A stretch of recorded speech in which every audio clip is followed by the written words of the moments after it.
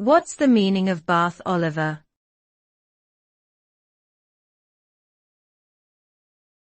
Bath Oliver.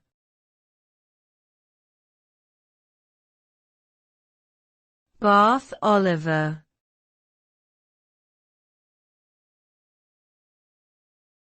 Bath Oliver.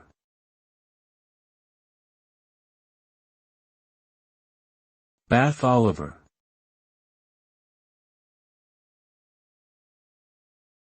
Bath Oliver is a type of biscuit that originated in the city of Bath, England in the 18th century. It was created by Dr. William Oliver, a physician who was looking to develop a food that would aid digestion. The biscuit is made with flour, butter, milk, and yeast, and is typically larger and thicker than other biscuits. Bath Oliver biscuits have a distinctive crumbly texture and buttery flavor, and were considered a luxury item during their time.